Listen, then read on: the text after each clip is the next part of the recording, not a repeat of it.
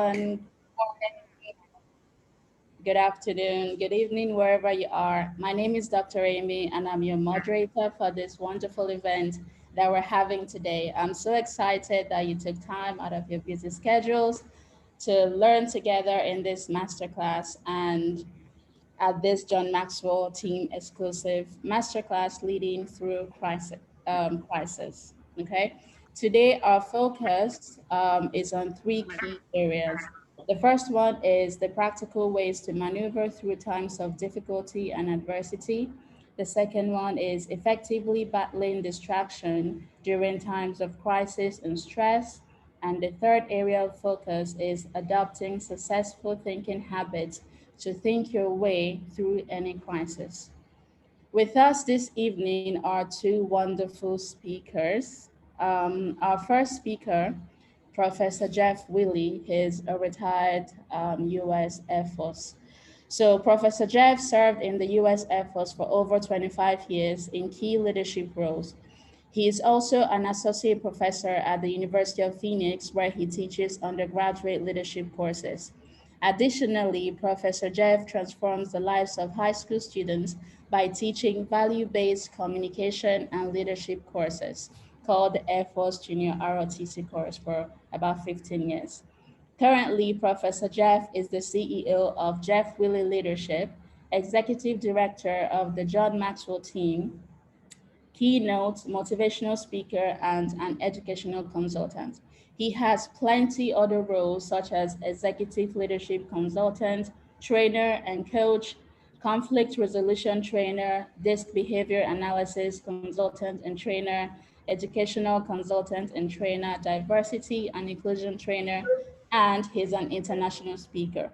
Professor Jeff has conducted leadership seminars throughout the US, Tokyo, Japan, Cameroon, and Oregon. He has leadership coaching clients in Ghana, Cameroon, Philippines, Kenya, Oman, and in the US.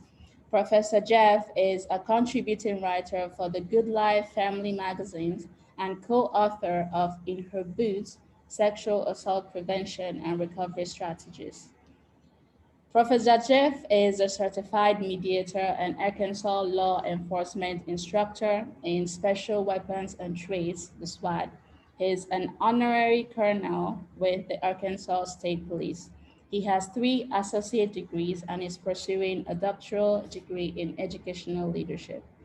Professor Jeff is married to his high school sweetheart of over 44 years and is blessed with 2 daughters and 2 grandchildren. With us this evening, as well as our second speaker and host, is Mr. Ng Wankwo. Ng Wankwo is a trained engineer by profession, working with one of the biggest oil and gas construction companies in the Middle East as an external interface lead coordinator. He has been awarded the Superstar Award of his company twice in 2016 and 2019, as well as the overall Best Employee in 2020. He manages projects, coordinates interface approval from early site works until the completion of the project. Mr. NG is an independent certified speaker, trainer, and coach with the John Maxwell team, and a certified expert in the Maxwell method of disc behavioral analysis. He is a renowned member of the Empowered Living community, which has over 26,000 entrepreneur leaders and coaches, and he serves as an ambassador that hosts weekly show on Facebook. In addition, he's the servant leader of Learn to Lead Consult, a fast growing consulting firm in personal development, leadership, and coaching for aspiring leaders. He's also a volunteer with FIFA, CAF, and the Qatar Triathlon.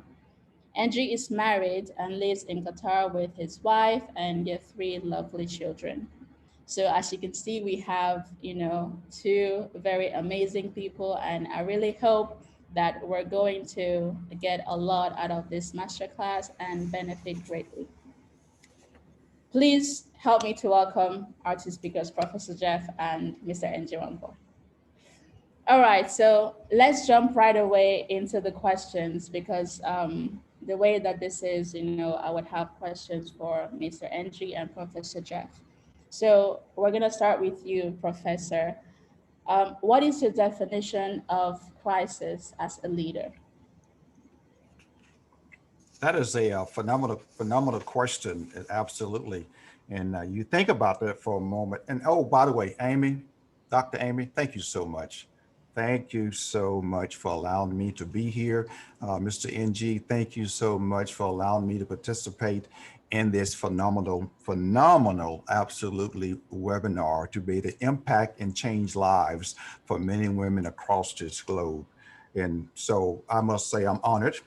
I am extremely honored and I'm extremely grateful that you came to me and asked me, Mr. MG, because it feels very special.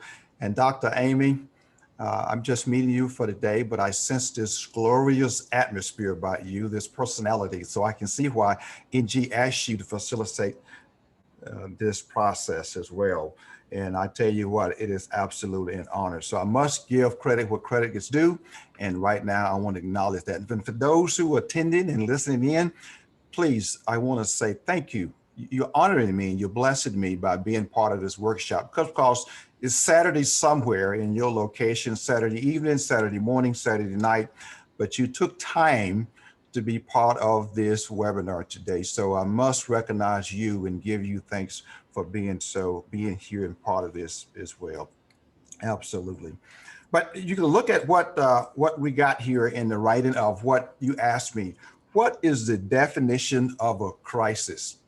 And we can answer that multiple ways. I'll give you the Webster definition, but what I'm going to do with that right now, before I give you my definition, because I want to make sure that our primary host, and that is NG. Do you mind, Amy, if I'm going to default his definition first and let him go first, and then I'm going to follow up with that as well, because I want to hear, because I have to give honors due. And so I'm stepping off the pedestal and I'm passing the crown to NG because as far as I'm concerned, he is the king of this castle and I want him to go first. So thank you. So NG, do you mind taking that first? And then I'm going to give you my definition. I want to follow up with you because you know what I think about all this though, Amy? He is the smart one. He is the engineer. He knows everything. He knows everything. So I'm going to default to the brainy one. Even though I have this title as professor, that doesn't make me the smartest one in the room. So NG, you are the smartest one in the room. So I'm going to default to you and allow you to answer that first. Wow, thank you, Prof. I don't know where I'm going to start, but I just want to thank everyone that has just joined us, and I'm so grateful for your time. And I'm so honored for Prophet Jeff, a U.S. retired Air Force, to joining us. I'm so honored for you to be here. And Dr. Amy, thank you for that wonderful introduction. Just before I jump into, because we said a lot, into the question right away. If you're sitting here right now, you are a leader, because I saw some comments in the chat where someone said he's not a leader. If you have a family, you're automatically a leader. If you are a senior in your family or in your office, there is someone that you lead. So everyone in this webinar is a leader. John Maxwell said something. He said, leadership is influence, nothing more, nothing less. Everything rises and falls on leadership. Do you influence anyone? Then you are a leader. Are you in the right place? Sure, you are in the right place. So back to the question that we asked, back to the what is crisis? I'll just start with the dictionary definition. The Webster dictionary defines crisis as as a time of intense, difficult danger. Thank God we have Dr. Amy here. In medical field, if you ask them what is crisis, they will say it's a turning point. When a person is at that turning point, is that going to get better or worse? Then you ask the Greek definition, what is crisis? They say is a decision.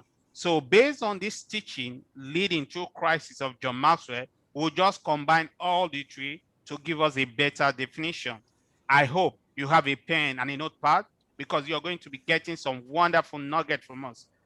Ultimately, John Maxwell defined crisis as an intense time of difficulties. That's what the dictionary said. requiring a decision. That's what the Greek said. That will be a turning point. Medical says that. So, crisis is an intense time of difficulties requiring a decision that will be a turning point. With everything going around here in this world, you know that this definition fit right into it. Certainly, this meets the definition. And that is why we are sharing this with you, how you're going to lead your way through crisis. Because as a leader, as an entrepreneur, as a coach, as a family man, we all make different decisions. The good news is that, like all other crises, this will eventually pass. The challenge for leaders is to stay strong and steady, but you have to know yourself to lead yourself. So I'm going to give everyone right here an opportunity to get the Maxwell Dix assessment profile today. Make sure you get it. Finally, on a final note, because I don't want to take much of our time, for me, crisis is when you can't say, let's forget the whole thing. As a leader, you can't say, let's forget it, let's forget it. You must forge ahead. Thank you so much, Dr. Ami, and thank you, Professor Jeff, for that honor. Thank you. Absolutely. Thank you so much. Didn't I tell you he was the smartest guy in the room? I called it correctly, didn't I? I tried to definitely call it correctly. So one thing about being a professor, we admit that when we're wrong and we admit that when we were right. And this time I was right. Absolutely. But let me add to that. Think about this from your perspective. And I'm going to share with you some crises that you may be familiar with in your lifetime. At least I'll share some with you that I'm familiar with in my lifetime. When you're having surgery, Dr. Amy, when you personally having surgery, it's minor surgery to me. But when I'm having surgery, it's major surgery to me, isn't it? And so that crisis become a perspective, doesn't it? It becomes a perspective. And then you're going to hear this quite a bit today, how I see things is how I'll do things. So please write that down.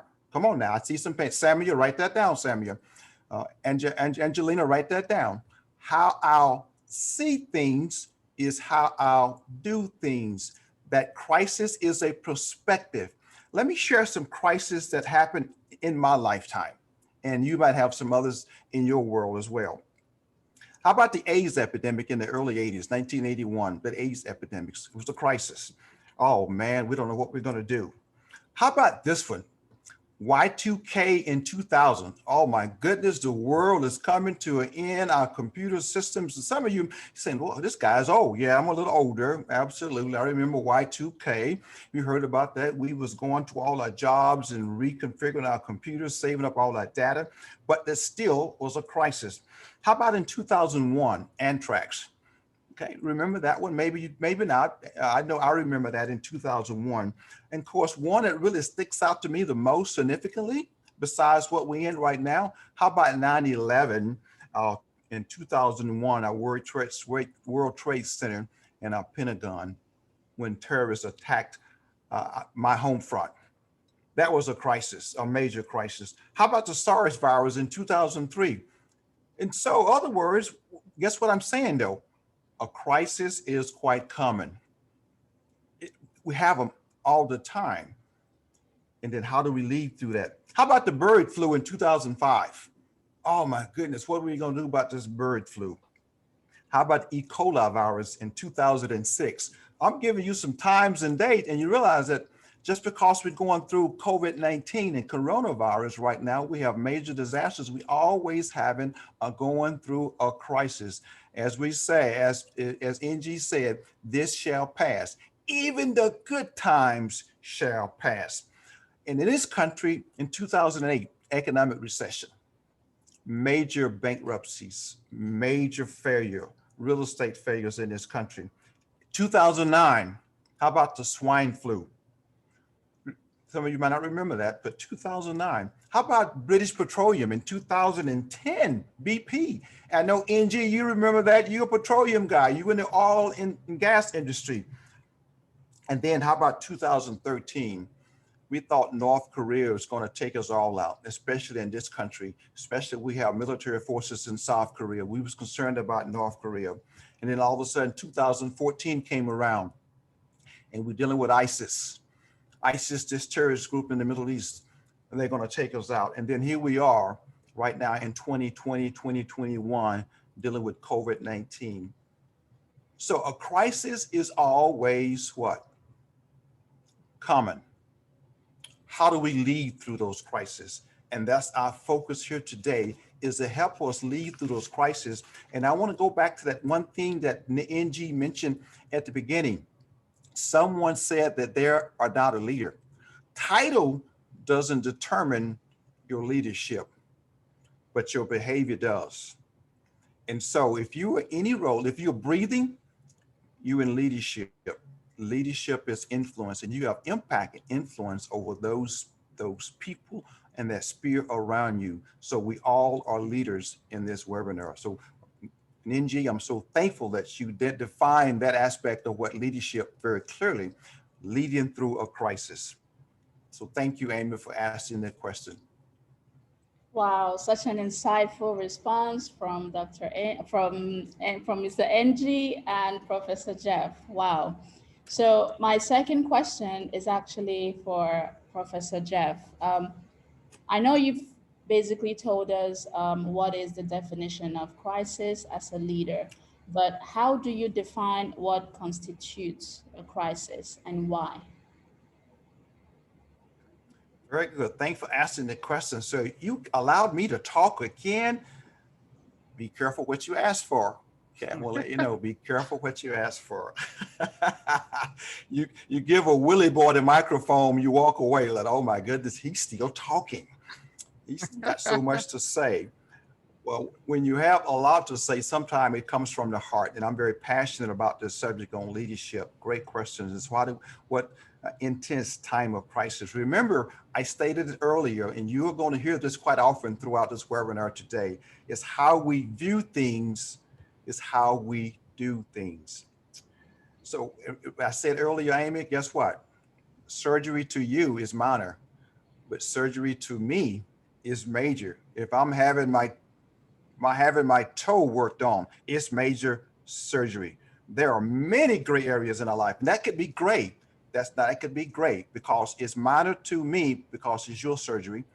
I'm just going to pray for you, but it's still minor surgery, even though you might have some major condition, but to you it's major surgery. So it's how we view things is how we do things.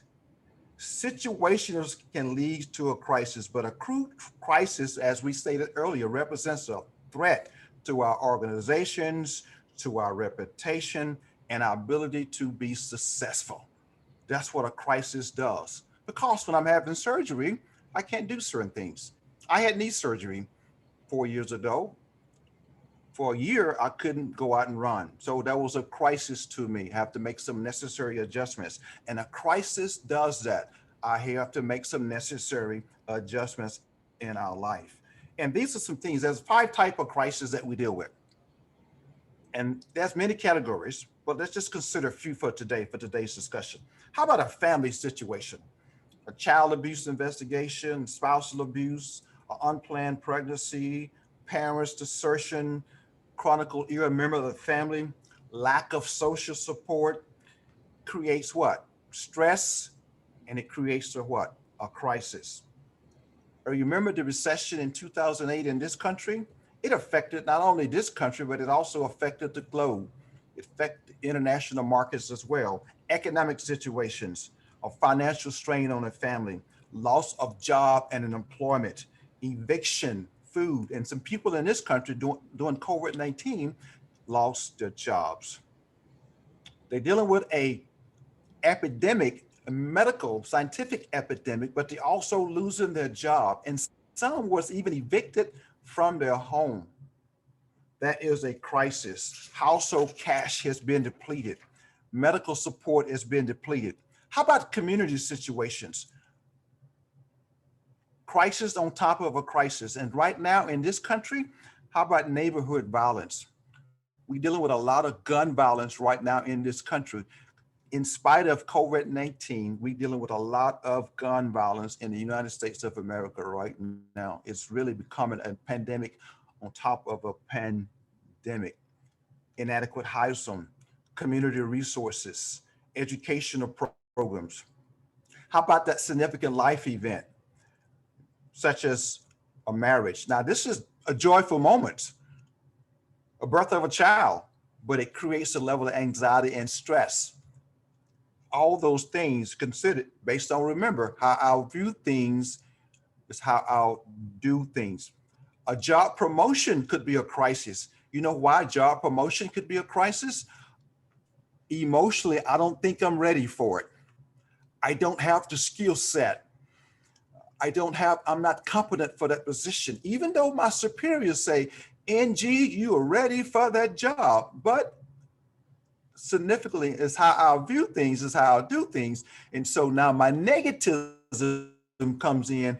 Oh, I don't think I'm ready for that promotion. You can get advanced in pay. What do I do with this excess in money? And so all those things are significant life events.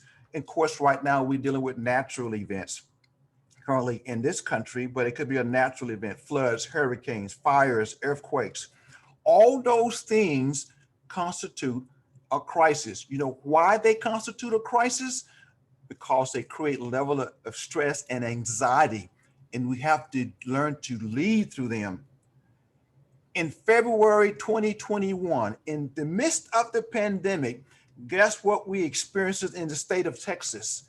We had a major freeze in February of this year, major power crisis as a result of three severe winter storms that were sweeping across the United States, February the 10th through the 11th, 13th to the 17th, the 15th to the 21st. And you may have heard about that in the state of Texas, where our power grid was completely lost. And I am without power in my home for certain periods of time. Rolling blackouts created a crisis. Now, goes back to that word. How I'll view things is how I'll do things. Well, let me tell you what's happening in Jeff Willie's home. Because of my past experiences in my environment that I was raised up in, power outage is not a major catastrophe for me because I grew up without electricity, without running water, without TV, without a telephone, without a car, putting wood on the fireplace, putting wood inside the stove to be able to heat my home. So it was not a major crisis to me, where some people that was comfortable in those amenities, it was a major crisis for them. Goes back to the perspective is how I'll view things, is how I'll do things. So that's very key to that. Please resonate with that. Let that resonate with you. Because remember, I've said it multiple times and you're going to hear it, because the redundancy creates that learning. It's minor surgery when I see you happening, but it's major surgery for me. That's my answer to that. So Amy, thank you for asking that question. Wow. I mean, this response just blew me away. I really hope that everyone is getting something from this discussion, because it's really powerful. And I especially like what you said about how you grew up and basically compared it to people who grew up with certain amenities, and like to them this is a major crisis, but to you, so you're really making sense in what you say, that how you view things is going to dictate how you do things. So this is really really good. So my next question, I'm going to start with NG. What experience do you have in leading during a time of crisis? Wow, wow, wow, wow. That is a wonderful question. I hope you're getting clarity. Prof, you are talking too much, so much impact you're making for us. Look, I'm so honored for you to be here, and I hope we can just get it on with the time that we have, because our aim here is to lead you to navigate through crisis when it comes. And if you are in one, how to navigate your way out of it. For me, for example, was my experience. For me, I had a midlife crisis. We all know what is midlife crisis. That's between the age of 40 and 45. So many things happened that I thought as a person shouldn't happen. I worked in an oil and gas industry, like we know. So based on project, that's how we are worked. Then that happened. Then we had a blockade around the country where I live. I live here in Qatar. So there was a blockade and there was no project coming in. So the life is going. You're thinking, what is going to happen? I didn't know what I was going to do. That was a crisis. That was my experience. But what did I do? I had to jump into the right environment. I joined the John Maxwell team leadership certification. I didn't even have the money, all the money to make the investment. But guess what? I had a plan to pay monthly because I was looking how to lead my family out of the crisis, how to lead myself out of the right race. So I stepped forward and turned in and got certified. So I learned something. The first point as a leader is to find reality. And reality is that we need to take seriously. Did you get that? Take what is responsible to slow the crisis down. The wisest man that ever lived on the face of the earth, Solomon, said, "These two shall pass. Coronavirus shall pass." You will hear me saying a lot of this. Life never stays static. Did you get that? Life never stays static. Life happens. So my experience in crisis is that if you are a bad leader, the fall is much faster. Crisis has the tendency to exaggerate everything, be it positive or in a negative way. So in crisis, you keep everything steady. Know that this too shall pass. Peter Drucker said something I like to quote here. He said, a crisis must never be experienced for a second time. A crisis must never be experienced for a second time.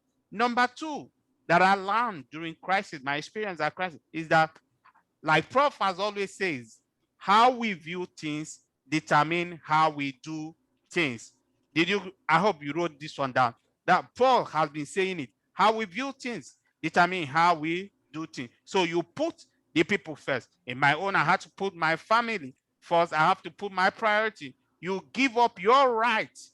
And this is what is very difficult for most of us, but it pays because when you know that you are doing it for your family, for your job, for the people around you, that is what matters. Number three, educate yourself. Keep what the issue is. Know the key point. Know what the issue is. Get the best mind around you. What was I? For me, I had to join the John Maxwell team, a think tank, and so many people around me in your industry, be it safety, be it engineering, be it as a teaching profession. Get the best mind around you. Could you just imagine what happened when we went back? Corona happened and people had to go online to teach. What happened? That takes us to the number four that I have to say. Everybody has to be flexible. Crisis has a lot of uncertainty and a lot of changes. You have to be adjustable. When plan A doesn't work, you go for plan B or even plan C or plan D. Did you know that? You can't just stick to one plan. You have to be flexible in that. That's what I learned as a person. Number four, utilize your team and leverage your team and resources. As a family man, I utilize my wife. As a person of faith, I leverage on my brethren in my place of worship, bringing all of us together, one vision, one purpose, but what? Different perspective. I'll say that again. Bringing everyone together, one vision, one mission, but different perspective. So we all could view it from a different angle. Write this one down. Just don't miss this one. This one I say, all of us is smarter than one of us. All of us is smarter than one of us. So how did I do that? Because I can say I'm smart. Prof is very smart. And our moderator, Dr. Amy, is smart. But when we all come together, all of us, we are smarter than one of us. Number five, what I did as a person, I communicated judiciously. Less talking, more thinking, and action to your team members or to your family. This will help you see clarity. Finally, I don't know if I can just say because of our time. I don't know. Okay, I'll just give two more. I'll just give because you all are here. I'll just give more. He said, be authentic. Authenticity is what people, your family, your workers, your business partner want in leadership. It is better than professionalism. Always tell your team the truth, not when it collapses. I don't always have the answer as the leader. Neither does any leader have all the answer. Do the right thing, stepping forward. Number seven, I'll just say, keep your head above the ground, but your head above the crowd. You must be in the crowd, but your head must be above the crowd. For me, during all those midlife crises, as my head was above the crowd, I could see the bigger picture. Finally, I encourage others by example. Encourage others. That helped me. So right now you're here in this webinar, and some of us in this one, the same PowerPoint or the same scriptures as a person of faith or the same charts that I used to encourage others were handy for me during my own midlife crisis, and I needed them to do as a leader. As a leader, I'll just leave this one for you. Manage yourself, manage your family, manage your resources. Most leader, the greatest challenge of every leader is the challenge to lead itself. So you have to manage because you are the leading anchor of your team. So therefore, what am I saying this? You have to manage yourself. You have to know yourself to lead yourself and to lead others. That is why the John Maxwell method of Dix is a great tool for you, because it was a great tool for me. It was an eye opener for me. When I got the report, I said, boy, this is me that they are talking about. So they have to show me my mirror based on what I answered. So I'm telling you, it was good for me and it's good for you. Thank you so much, Dr. for that question.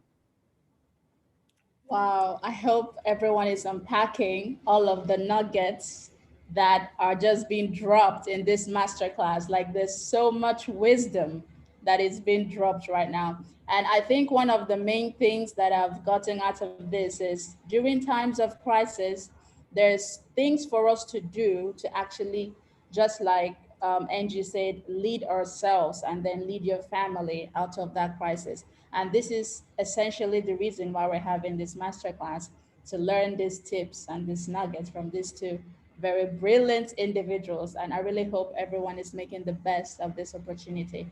So I'm actually going to throw the same question to Professor Jeff. Like, what experience do you have in leading during a time of crisis? I, I don't know. What do I need to say? There's nothing else needs to be said. I'm telling you, you want to drop the mic after NG finished that. You want to drop the mic and go home. You want to drop the mic and go out and just take action, because he called us to take action. So, oh, wait a minute. Let me do this first. Oh my goodness. That's my standing ovation and my round of applause for my brother. I literally. So I'm going to keep this one short in regards to one example. Thank you for asking the question, Amy, and following. Just one example. When I started, as you said in my bio, I did Air Force Junior ROTs for 15 years. And the last school district that I was working in, when I started working in that department, and that there really is a department for at the district level, the program itself was broken. It was so broken that our department headquarters at Air Force headquarters was on the verge of closing the unit down because lack of effective leadership. And so I am retired enlisted, but we have a retired officer that's running the program. That's the still structure, because we're teaching our young men and women in high school organizational leadership. And we're teaching them communication. We're teaching them social emotional skills. We're teaching some citizenship, character, behavior. But that program was so broken, lack of management, during the assessments by the headquarters Department of the Air Force headquarters. They assess us how well we're performing and meet all the criteria to keep that program viable in that district. And the Air Force was saying, lack of effective leadership, we're on the verge of shutting this program down. And I'm in shock because I just arrived. I just showed up. The fear of now, if we shut this program down, I don't have a job. I'm out of work. The other instructors will be out of work. But they came and did an assessment, and it failed my first year. It was already under probation, fell in the first year before I arrived, and then the year that I was there. Since I was not subjective to the previous years, there was no stain against me, but the other instructors and the leader of the pack lost his job. Lost his job. The Air Force said, I have no more confidence in your leadership, so you are out of here. And so now, since I'm the senior person responsible for the program, and I'm diving into the regulations, I'm seeing what was broken, and it took a lot of work to turn that ship around, like turning the Titanic around, trying to avoid the icebergs, because if we don't avoid these icebergs, we're going to sink. And so in the midst of that, when you start turning things around, you don't make too many friends because they've been comfortable with the way things are going. And at the point is, we have to turn this around because the program, we will lose the program will shut down, it'll impact the district, it'll impact the community, and instructors will be out of a job. So in the midst of turning things around, I'm telling you, Dr. Amy, I was not making a lot of friends. I was making a lot of enemies. But in the midst of the day, we got that ship turned around. We was able to save the program. We were able to increase the viability of the program. In the midst of my efforts of doing that, the Air Force decided, well, let's just give Jeff Willis, since he now saved the program and saved the Titanic from sinking, not by alone, but what NG said, you leverage your team.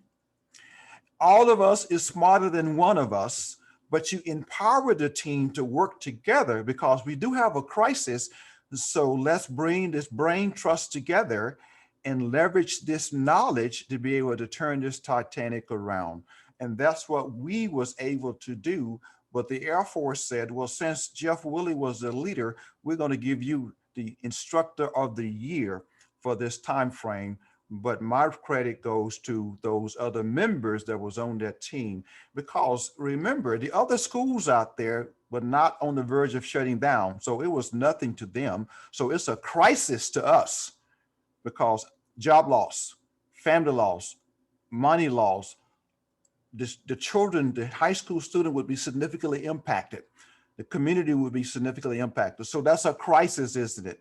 And so we was able to do that. And that's been others, of course, but I want to share that experience is that once you come out of that, it really, but gives you the preparation and the resolve to prepare for the next crisis because it's coming.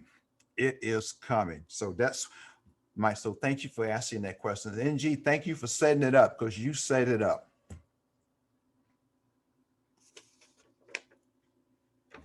That's a You're muted, fantastic Amy. response. Like that's really, really, really amazing. And one thing that I actually took away from that is when you're in a crisis situation, and just like Professor Jeff said, you might lose some friends. So this is where people start to panic. Is this okay? Is this normal? But as we've just learned, this is something that could happen, and it's just good to keep that at the back of our mind. But like he said as well, at the end, once we're able to turn that ship around, it makes all the difference. So forgive me for making you talk too much, Professor Jeff, but the next question is for you. Um, battling distraction during crisis. So, in your experience, what are some of the good ways a leader can maintain focus during times of distraction? I promise you, Amy, I promise you, I'm going to keep it short and I'm going to keep it simple and the brevity because of timing. but a lot of the nuggets came out of what NG said earlier. A lot of the information did. So if you can go back and unrecord that in your mind and play that back and look at your notes, you're going to see a lot of the things. I'm going to try not to repeat some of them. I'm going to highlight a couple things. But let me tell you, the first thing, put people first. Please write that down, stamp it on your forehead. Make sure that is your number one priority, is to make sure you and I as leaders that we put people first. And NG said it so very, very eloquently earlier, because he put his family what? First. He put his family first. Let me give you another perspective right quick, and then we're going to transition to NG. But one of the great things that helps with that, because what is a distractor? It's taking you away from your primary goal, isn't it? That's what a distractor does.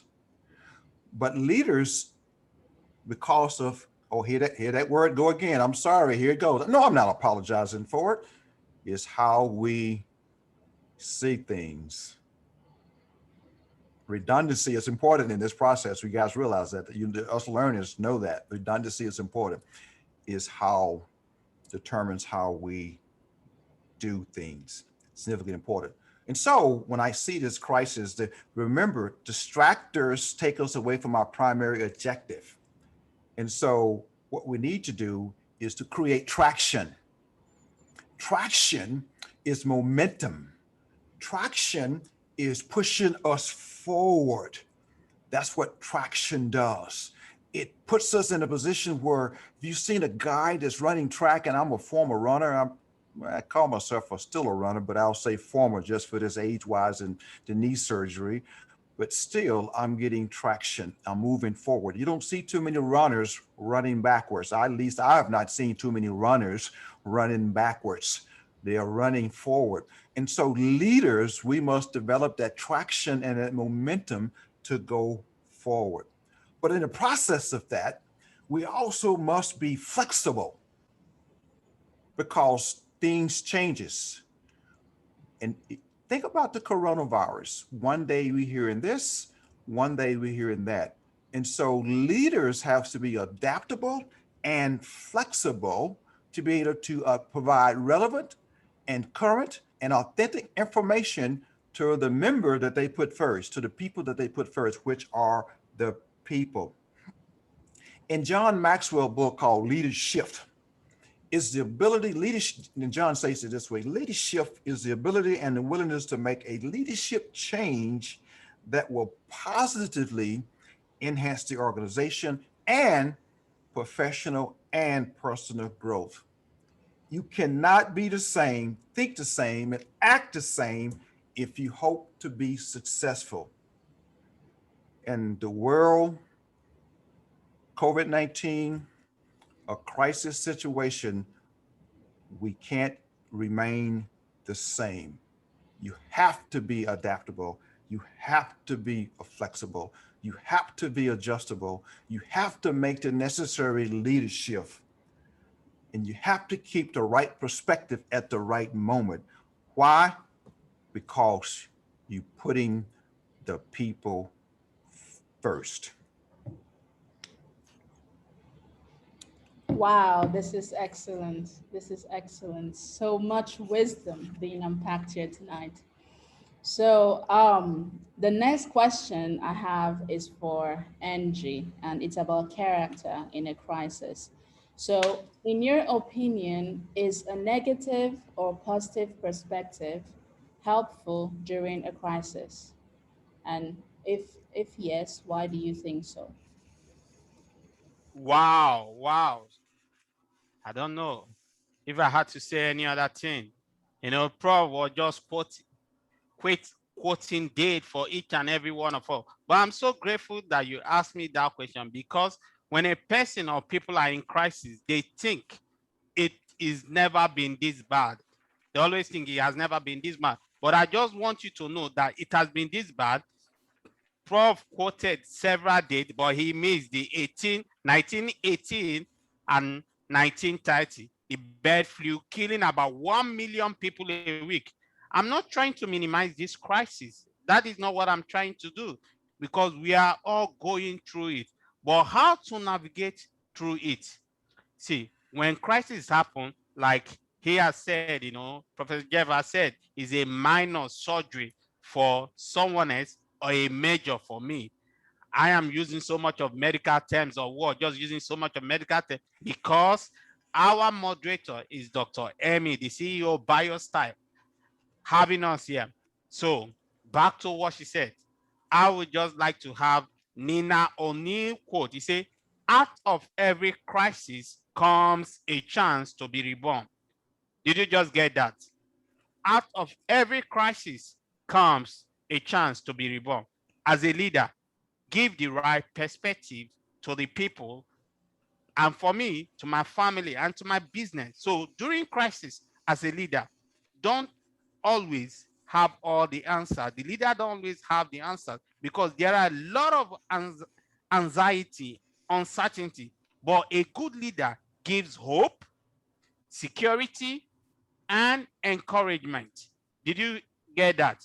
What a good leader does: gives hope, security, and encouragement. Make sure that you get the DICS assessment program, because that is going to help you on this. And for the fact you're here in this webinar, we're going to give you a 30 minutes free to discuss your report. Okay, back to the question. A crisis reveals what is inside of us. Crisis doesn't make us, it reveals what is already inside of us. So when it comes to you, it shows what a leader or a person has inside. Put a leader and the ability to adapt to the shifting circumstances of this place. So I'll give this example. I like to give the example like what Prof has just said. See, when you squeeze an orange, you get an orange juice. If you squeeze a lemon, you get a lemon juice. So when you squeeze a human being, you get what is inside, be it positive or negative, will come out. Often people think that a crisis forged character, but the truth, that's not true. And what is true is that our choice shapes our character, and crisis simply reveals the result of those choices that we make. Our choices make or use us, reveal us. Choices make us, crisis reveals us. Did you get that? I'll say it again. I said what? Crisis makes us. No, choices makes us, crisis reveals us. I want you to understand this. We have control over our choice, but we don't have control over crisis, because like Prof said, he said it's coming. So if you're a leader or in a leadership role, you don't mold and lead at the same time. So you have to figure it out. You have to figure it out as a leader, as a manager, as an entrepreneur, as a coach, as a worker. You have to figure it out. Leaders who limp into complaining mood or who begin to blame others when things get tough are leaders who make bad choices and are being brought to light. So when a leader make a bad choice, what he does amplify. But the good news is that, like adversities, they unmarks a leader today can build character in the leader tomorrow. What is the best thing I have said?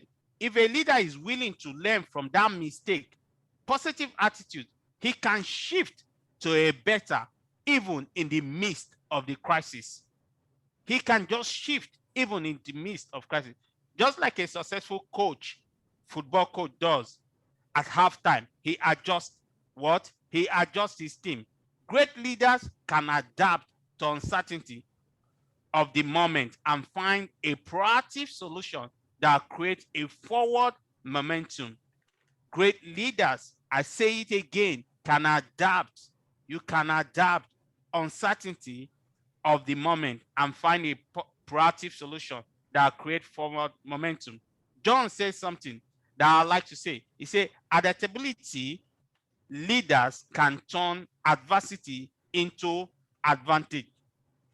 Adaptable leaders can turn adversity into advantage.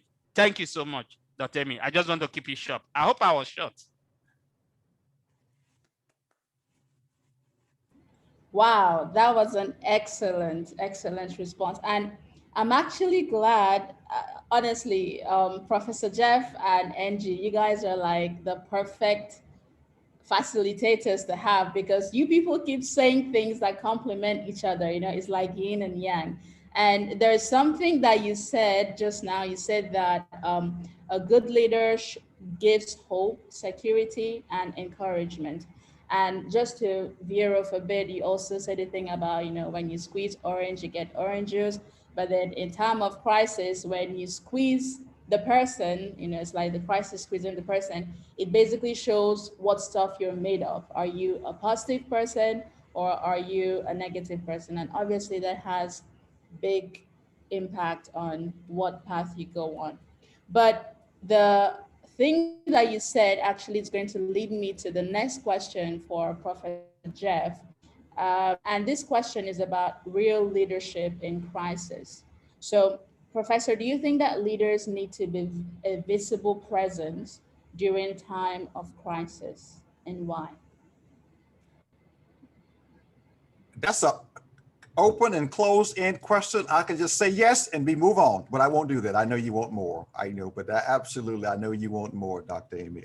But that is a unequivocally yes answer.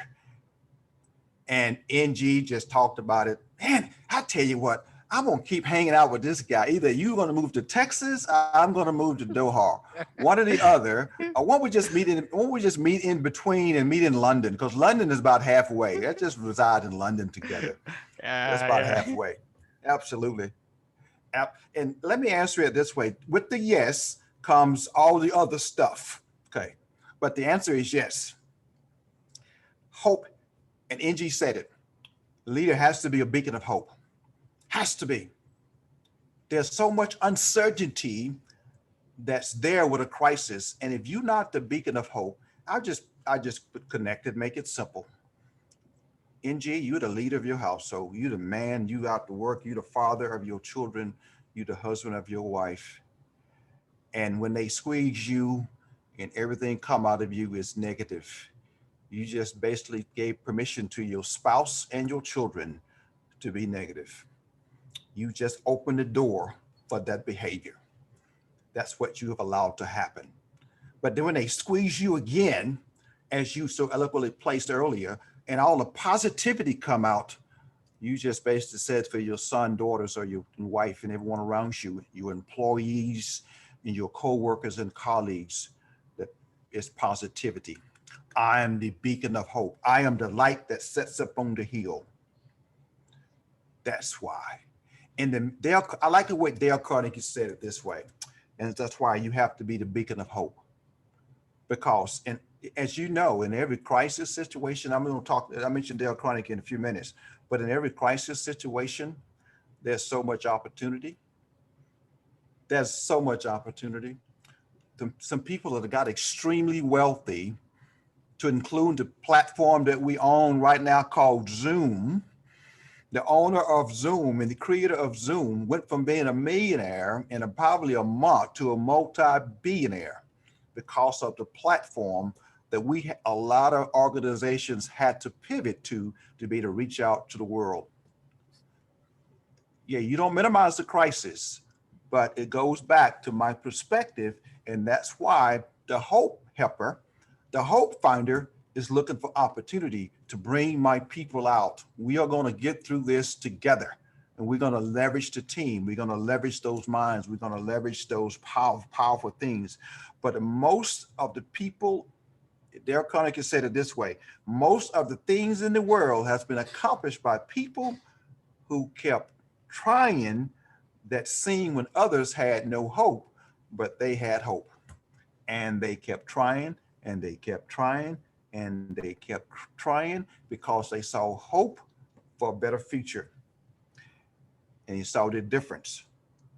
If you listen to the reports, for those who've been watching the news lately, in Miami-Dade County, Florida, where the 12-story condominium crashed, A portion of the building may have crashed, and right now they're going through the rescue efforts right now, trying to save people's lives, trying to look for survivors and trying to recover. That is so tragic. That is so tragic. And there's all the other world events, but I want to use that one right now. As I'm sitting here right now, there's all those first responders in Miami-Dade County, Florida right now trying to recover people. Dogs are sniffing through the rubbish trying to find lives right now and see if anyone's still surviving. And when you listen to the news reporters interviewing the mayors, the first responders, everything that comes out of their mouth is saying hope, hope, hope, because the families of the people that's under that rubbish is looking for what? Hope, hope. You have to be visible. You have to be present. The mayors, the first responders, and all those cities officials, they're not at home. They're on the scene, and they're providing hope, and they're encouraging people. And so the leaders, to answer to your question, Amy, yes, you have to be present. You have to be that beacon of hope. I can't sit at home and do so and be a beacon of hope. So absolutely right. So that's the long answer to the short yes. Amazing. And I totally agree with you. Yes. I'm going to throw the same question to Angie and let us hear what he thinks. Is there any more thing to say? There is nothing more to say. But I just want to give this example. Okay, for example, I just say this. As a husband, as a head of the family, so an armed robber, intruder comes to your house. You, as the leader, you run away and leave your wife and children to sort themselves out. What happened after the robbers leaves? Just type the comment. Just let me know what happened. If you are a husband and armed robbers came or intruder, or you are a worker, you just leave there. Just let me know what happened. I would love to get your response. How will your family see? How will your family look at you after that? Or you are in the working place, a company. Another example, they lay off their best staff during the crisis. We saw what happened during the corona. Many companies laid off their staff, but there is a company that I know what happened. The management, they took a pay cut. Why? They were visible. Some other people, what happened? They went on extended leave, those that could afford it. What happened? Their budget, their profits increased in the marketplace. That is why you're having this seminar. We want to show you how we can navigate through the crisis so that you can be visible during the crisis time. Yes, it's important. One, I said, as a leader, we must be visible during crisis. All leaders, all great leaders have one thing in common, just as Professor Jeva said, the willingness, have to leave your house to go and look for other people. You have to confront the challenge. There are major anxiety in the lives of people at this time or several times. So again, I like going back to the Dix report because it is a great tool for anyone that can help you as a family person. So one, you have to be visible in showing up early, not just to be a responder, because there are some part of Africa that you know, like when armed robbers or people happen, they don't come to the scene until the armed robbers has left, or if it's a fire disaster, until it has finished destroying the home. They are not visible, they are not on time. But as a leader, as a team leader, you have to be visible in showing up early, staying aware of the situation and communication from a position of awareness. It means you have to be clear, honest, and open communication. That builds trust on your people. It builds trust on your people. If you are here or you're going through one crisis or the other, like he has said, Professor Jeff said something. He said, give hope. Showing up with hope means what? You have faith that together with your team, with your family, with your small business, you will make things happen together. You give hope. Hope is an active virtue.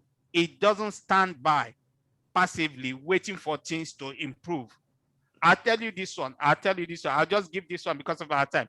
Leaders lead to the challenge. Followers follow from the challenge. Did you get that? Leaders lead to the challenge and followers follow from the challenge. Therefore, so far, you have to be visible. Thank you so much. Amazing response, Mr. NG. And again, I really like how both of you are just in this very dynamic motion. Like your answers are really complementing each other. And Professor Jeff mentioned briefly about the leadership, I think he called it. And that actually brings me to the next question, but this is for NG. Like, what are some of the signs that a leader should make a shift during a time of crisis? Oh, thank you, Amy. I thought you would have given the leadership question to Prof because he was the one that said the leadership. Okay, that question was awesome. So I'm going to take it right away. I am so happy that we are here. See, I'm so happy to answer this question. But again, I keep going back. I find myself keep going back to the Dix report. We will follow up and we will answer your question. Okay, so that is what I'm saying. So I always say you can reach out to Prof, Jeff, or myself through our website. I think they are posting it right now so that we can get it done for you. What do you do? Okay, back to that question. Do anyone have phone? In fact, all of us have phone. If you're here, I know you have a phone. So crisis is a distraction. I know Prof has already said it. An attraction is the opposite of distraction. Did you get that? Attraction is that action that drags us towards what we want in life. If this is making sense to you, let us know in the chat room. If our answer is making, see, one thing we have to know right now, distraction are actions that takes us away from what we want. That leadership that he has said, that's a book on John Maxwell. So if you want to be distracted, just watch the news or the TV or social media. They are good, but sometimes takes us away from what we want. When a crisis comes, it begins to pull us away, keep us from what we want. We lose focus as a leader. As a leader, our hope is to have an agenda and put the people first. It is our number one priority and it cannot be overemphasized. Nobody, I tell you, nobody ever became rich by wanting to be rich. All those, they had to solve a problem.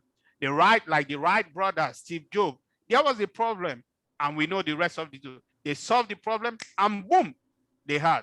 Just like Prof has just mentioned, the owner of Zoom. Now we are all in virtual. We can have several people from everywhere, all around the world, and now we are here. See, do you want a solution? You have to be the solution. You have to give the solution. As an entrepreneur, you are working somewhere now. How do you help your business? How do you help your company? How do you help your career? That takes us briefly to the result of distraction. See, mind wandering. That's another subject of itself that I wouldn't want us to go into today. But if you can hit us up on our link or you can go to our website, we can know how to move you further to your clarity. And I hope you're getting some clarity and some nugget because that is our action. See, mind wandering. You start thinking what you do or what you want to do. What can I do? What can happen? What is happening to my business? What is happening to my job? What is happening to my family? Like I said, in the crisis time, negative thinking, everything is going wrong. Know that crisis is a perfect storm for distraction, and fear even spread faster than virus. So many people died out of the coronavirus, more than even the coronavirus. I'll tell you that. See, when life gives you a lemon, I tell you, my friend, make a lemonade. Did you get that? When life gives you a lemon, make a lemonade. Nothing will cause you more anxious than trying to control what you cannot control. Now you are here, get the best out of this webinar. Listen over it, get your Dix report to help you grow on this journey. And I hope this has answered Amy's question. That's some of the side. Thank you so much.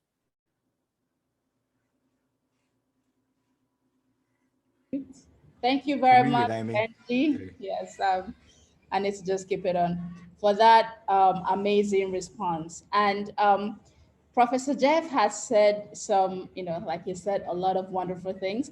But in his previous response, he actually talked about putting people first and about a leader being a beacon of hope, which is truly powerful. And this has something to do with the next question that I'm going to pose to you, Professor Jeff. How does it benefit a leader to keep thinking and making decisions that are aligned with values?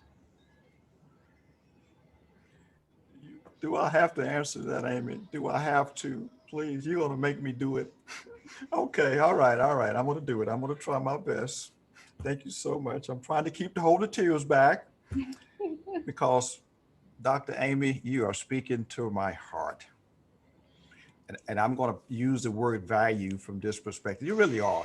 I know I'm being a little facetious in my little drama, my acting skills here, but really you're speaking to my heart. And as an educator for lots and lots and lots of years, I try to make everything interactive and fun. I laugh at myself.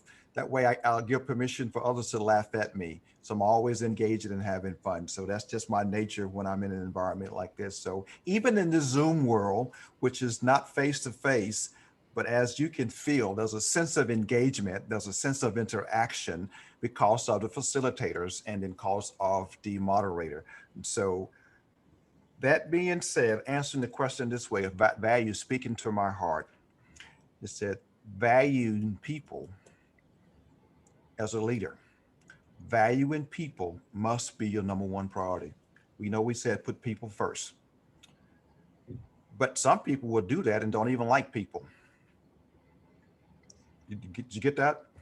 Some leaders could be leading people and not even like people. They're just leading from authority. But if you value in people, that changes your perspective because every person I come in contact are valuable. I want to make sure that resonates. I'm slowing down. I'm slowing my talk down a little bit so you get that because there are leaders in positions of titles that don't even like people. They can't get along with themselves. But when leaders value people, which is the number one priority, that people become first and they're valuing people. So that's why I'm going to share it this way of that word value, because leadership is all about serving people. I want to give you a couple things that how you can value people, because every one of us deserve to be treated with kindness and respect. It doesn't matter where you come from. It doesn't matter where you're born. No matter what class you was born into. We born with the silver spoon or the no spoon. And I was one of those guys was born with the no spoon. Okay. And I was one of those gentlemen that was subjected to being non-valued. That's why this speaks to my heart. So valuing people has to become your priority. And let me close it. Let me just share with you the four truths how people want to be treated. Value. Every person wants to be valued. Deep down, all people want to feel that they're mattered for who they are, not for what they can become, but for who they are now. And when I value people, they sense it. When you value people, they sense it. They can tell. You guys that have been around dogs and horses, you know if they like you or not. It radiates. Okay. Every person wants to be appreciated. Well, how do you know someone wants to be appreciated? Well, if they are breathing, they want to be appreciated. And every person has something to contribute to the world. All people want their contributions recognized. And it's up to us as leaders to be able to develop those skills and that their contributions are being rewarded. Every person wants to be respected, valuing. Arnold Glassnow said it this way: the respect of those you respect is worth more than the applause of the multitude. Let me repeat that. If I can gain the respect of one person, is much more than the applause of the multitude, because the multitude might not be respecting you. They just might be trying to get something from you. Okay. Every person wants to be understood. Understanding means extending yourself, serving yourself, and meeting people at their level, not at your level, at their level. That's where you meet people and putting people. You put in the board in on understanding them and understanding yourself. You have to make the effort to meet people at their level and seek to understand. In the 7 Habits of Highly Effective People, some of you may be familiar with that book. I used to facilitate that course by Stephen Covey. And one of the habits, I believe it's habits number 5, it says, seek first to understand, then you will be understood. Listen, listen, listen. But guess what? You gain some benefits. In everything we do, there's also some benefits that comes out of that by valuing people. Some of the benefits are the side effects. Doctor, these are some of the side effects of this value medicine that you're going to take. You know, they always give you this prescriptions. Okay, what's the side effects, doc? Well, this is the side effects of valuing people. You become less selfish. How about that one? Your, your attitudes become more positive. Oh my goodness, this is good stuff. You become more likable and attractive to everyone around you. I don't know if I can handle all that, but guess what? That's the benefits of valuing people. You learn from others because you see the value in them. And then last, you receive greater contributions from team members and you foster greater teamwork. So if you value people and you take that pill, these are the side effects of valuing people. That's my medical definition of that, and I'm sticking with it. I think I like your medical definition. And this is the pill I think everyone wants to take because the side effects are positive. All right. So thank you very much, Professor Jeff, for that wonderful response. My next question is for NG, and it says, in what way does clarity of a leader matter during times of crisis? Wow, wow, wow. Awesome. Most times, we are all in the same crisis. I'm just jumping into this question right away because of our time, because we want to honor everyone that have come here. So we want to keep it short. But if you want to reach us, you can go to our website, and we are here as a trained, certified speaker and coach to help you on this journey. See, I'll tell you, as a leader, the clarity matters during crisis.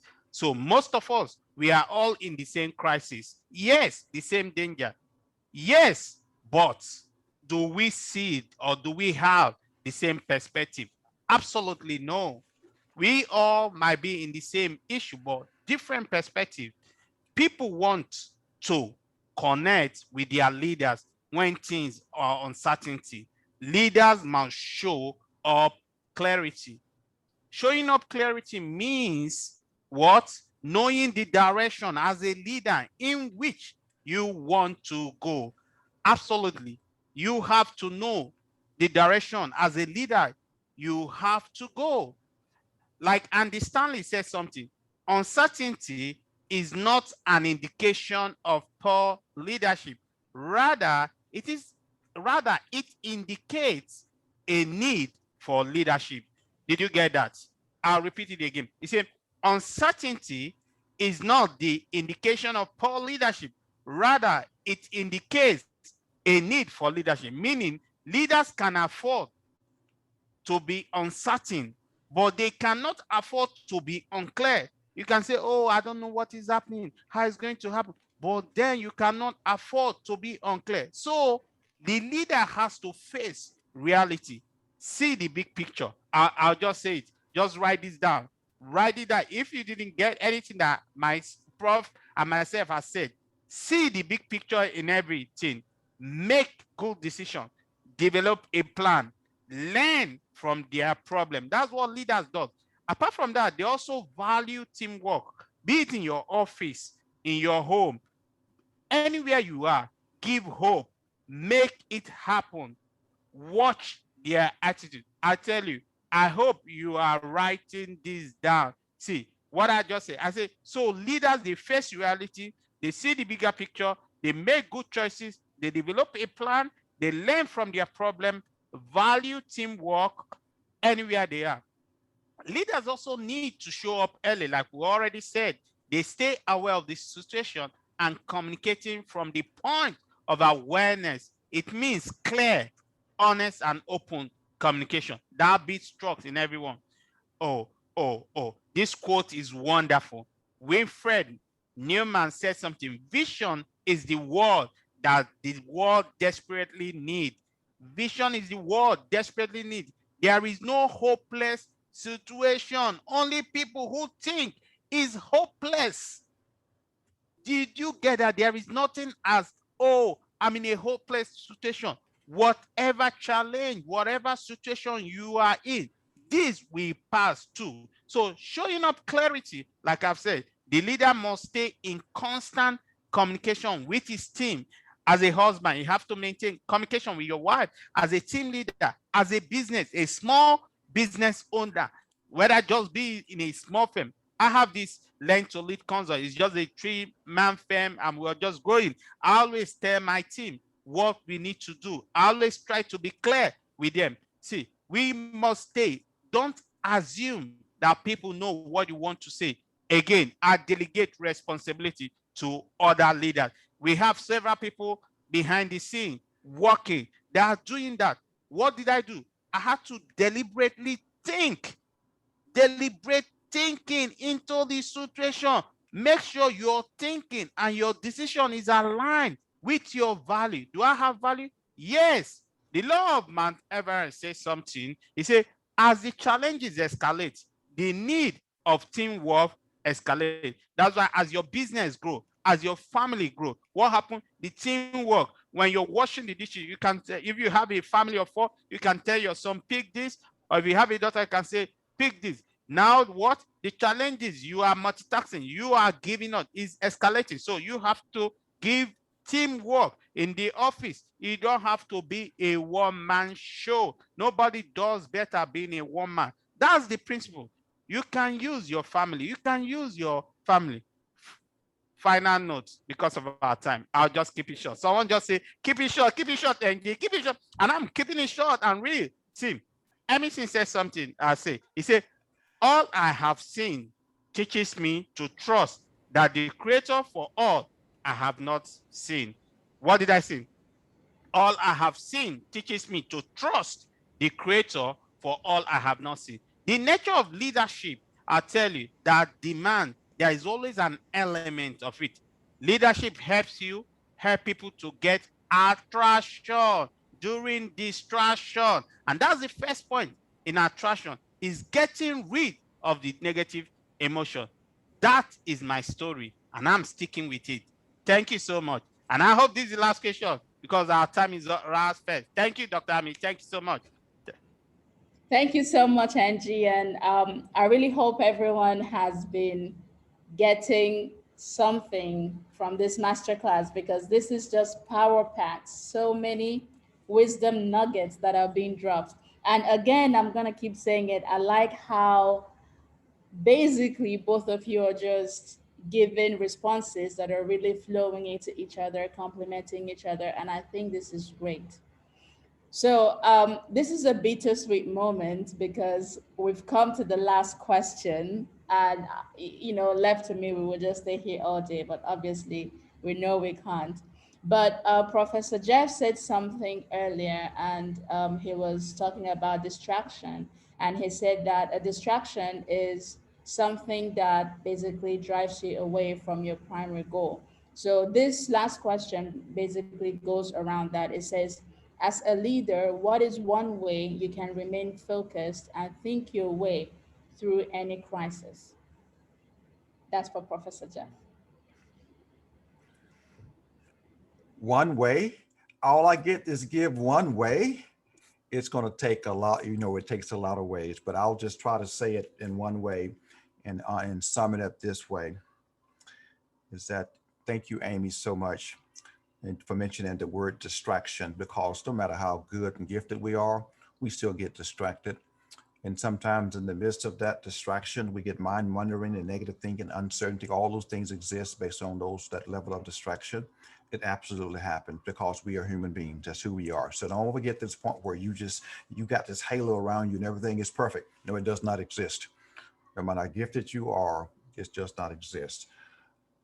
But when you can come back and be rooted and grounded in what your values are and putting people first and the reason you was chose to be the leader, and once you do that, that keeps you focused.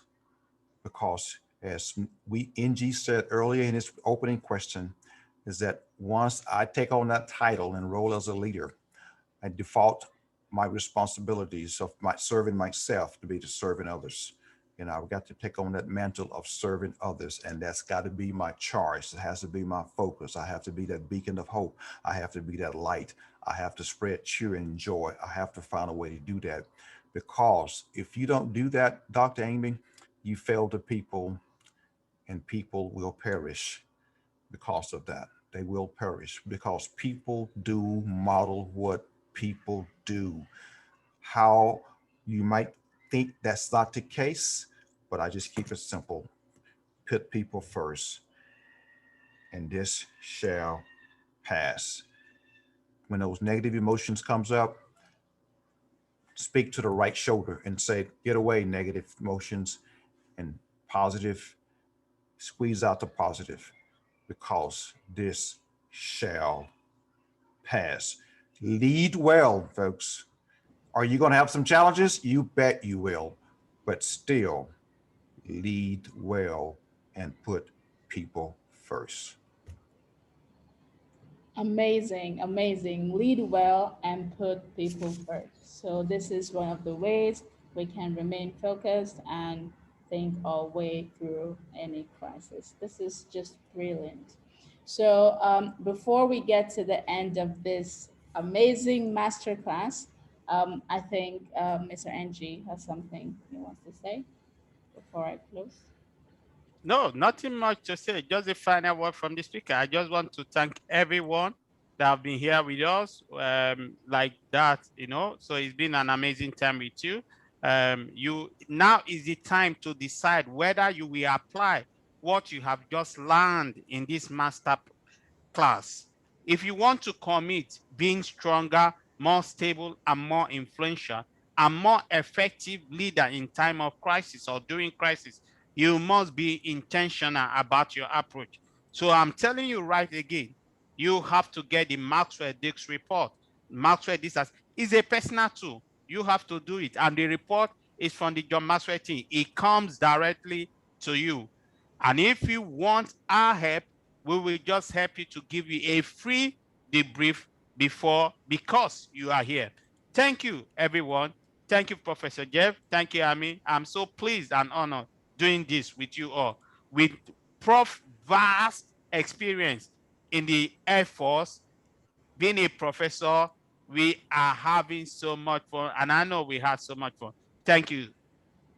Thank you so much, NG. And before I give the closing remarks, I will just, it's been amazing, and it's been so great having Professor Jeff here. So I just wanted to see if there's any remarks you wanted to give before I close. Amy, were there any questions inside the chat room that we need to address? Anything of that nature? I don't know if there was any questions or not. Okay, Um, just comments. yeah, just Okay. comments. Okay, well, I'm going to go ahead and save the chat so I can have what you guys say so I can call you up later. Well, let me just say it this way, and I'll keep it simple because of the time. And I think I told you earlier, I'm a talker. That's just my nature. But I love what I do because of who you are. I'm passionate about connecting with people from all over the globe. And that's what I love to do. Those are the gifts that God has given me, the ability to be able to share the stories and my past and my history to make it a personal, what I call a testimony. I am no longer a victim. I'm victorious. And so I want all of us to live a victorious life and live in a word of positive. And I like to leave it this way. And NG, of course, you know I thank you. I think you know how I feel about you already. Yeah, absolutely. You and I wearing blue jackets and blue shirts, and we just look so much alike. I think, I don't know. Am I your dad? I'm not sure. I got to check on that. I'm gonna find out about that. Okay. I- But I want to leave it. This is my last closing remarks. We have multiple blood types that's flowing through our body. We do. We have A positive, A negative, B positive, B negative. And doctor, you know what I'm talking about. We have multiple blood types flowing through our body. But I want to leave this attitude of this about blood types. The primary blood types that we should all have, and it should be singularly one, and that B positive. Did you get that, Dr. Amy? Did you Yeah. get that? B positive. That should be the world's blood type. That's the attitude of always being positive. So I use the blood types to engage audience and get them engaged about that. And I give out door prizes when they get them all right. But I let them know, regardless of the colors of our skin, the different backgrounds, the different parents, we all should be manifesting and promoting one blood type, and that is B positive. Thank you for having me today. I appreciate being here. I'm looking forward to an opportunity to serving you well in future opportunities. God bless you, and may God keep you. Man, wow, that is amazing. Thank you so much, Professor Jeff. So I'm just going to give the closing remarks in a second, but I just wanted to say that we would like to take a group photo. So if you are comfortable, you can just put your camera on and it will be captured. This is just, it's not mandatory, but it's something that would be nice. So just for the group photo. So, wow, amazing. Thank you so much, everyone, for joining us in this amazing masterclass. Thank you for taking time out of your busy schedules to join us. And if you would like to dive deeper in other several webinars, kindly reach out to our speakers as their contacts will be displayed on the screen. And you can also reach them via the messaging or the chat or follow them on social media. And just like Angie has said, don't forget to sign up for your disc report immediately to avail yourself of the opportunity of free 30 minutes debriefing of the report. You can use the link that is being shared and register and take action now. Remember that the disc report is specifically for your growth, and the process will help you to know yourself better so that you can maximize your growth journey. But all in all, I just want to say that I have learned a great deal. This masterclass has been an eye opener. It's actually been even much more interesting that I bargained for originally. So I'm like really, really glad that I'm a part of this. And thank you guys so much. And with that, I wish you a very good evening or a good afternoon or wherever you are. Have a great day, everyone. Thank you and God bless you. Bye bye. God bless you. Thank you so much.